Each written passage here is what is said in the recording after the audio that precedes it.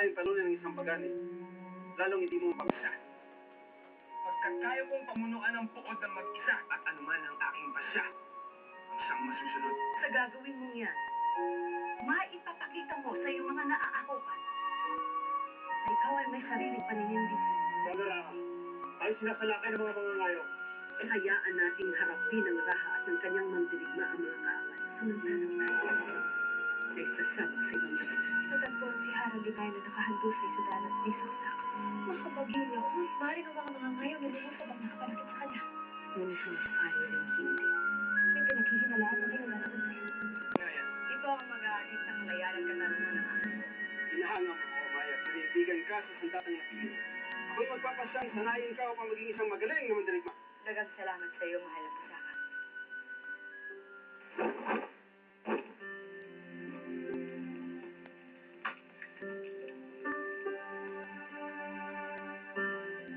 ano nang lagay na aming Eloy? Dapat ako kani. Ano? Maluha ang kalagayan ng inyong Eloy. Lumang sandali ay maaari siyang pawihan ng buhay. Babaylan, gawin niyo ang lahat na inyong makakaya upang gumaling ang aking Eloy. Huwag niyo siya hayaang mamatay. Ginagawa natin ang lahat upang mabuhay ang inyong Eloy. Ngunit sa kanyang kalagayan, tanging ang kamay na lamang ng mahabaging silaon ang tugon ng iyong kahilingan.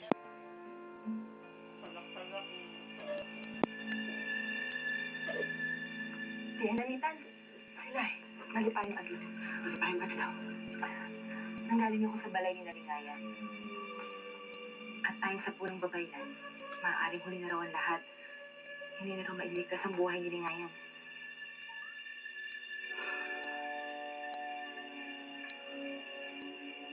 Yan ang kanyang napala sa pagkalaban sa akin. Mababawasan ang inyong mga kaaway. May balita ka na ba? Kung may pinaghihinalaan na sila Bagani kung sino ang gumawa ng kay Lingayan. Wala akong naudinigan. At sa tingin ko, wala pa rin silang pinaghihinalaan. Kaya mananatiling ligtas ang lihim mo din, Anita. Mabuti kung gano'n sila. Mabuti kung gano'n. Ay, mahabaging magwayen. Maawain, kawaan. Lisanin mo ang balay na ito at ipagpaliban ang pagdala ng dungan ni Lingayen. Batal na laon. Nagsusumamo ako. Huwag niyong tulutan pumanaw ang aking Eloy.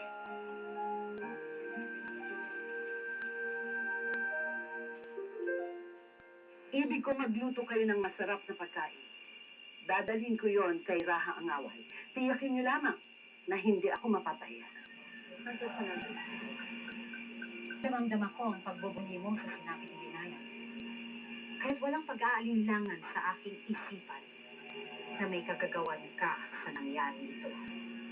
Na ikaw ang nagtangka sa buhay ni Lingayan. At bakit ako ang iyong pinagbibintangan? Wala akong ginagawang masama. Ikaw lamang ang may dahilan upang gawin yun, pagkat ikaw lamang ang may kimkim na galit kay Lingayan. Mantal! Takot na takot ka. Hindi kita masisisi. Dahil pag nagkataon, kasamang ililibing ni Lingayan ang mga pag-asa mong makawala sa akin. At magaganap yun. Hindi na magtatagal ang buhay ni Lingayan sapagkat hindi matatapos ang araw na ito. Papanaw na ang dating hara.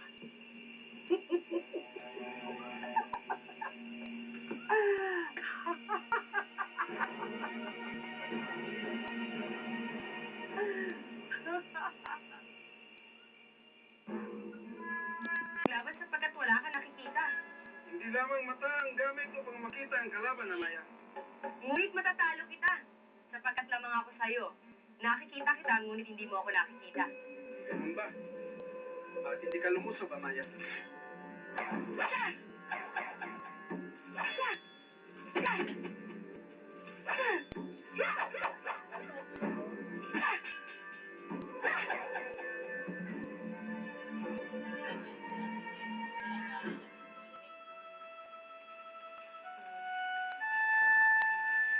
Sino kayang gumawa nito sa ating Iloy?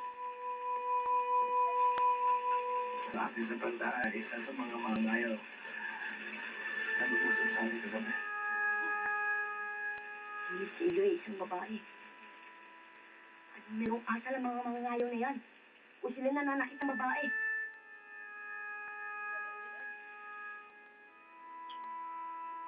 Sabaan kayo mong doon. Pagani, paano? Lapitan ninyo ang Iloy. Ngunit ang natitiyak ko ay ayaw sumuko ng iyong Iloy. Lumalaban siya upang mabuhay. At yan ay tanda ng simula ng pagbuti ng kanyang kalagayan. Narinig mo yung balak. Buong-buti na natin, Iloy. Sa wakas, at tininig ng mga diwata ang ating panalangin. Huwag niyo niyong iiwanan ang tabi ni Lingayon. Pagpatuloy niyo ang pananampalataya sa ating mga diwata upang maging ganap ang kanyang pagaling. Susunod.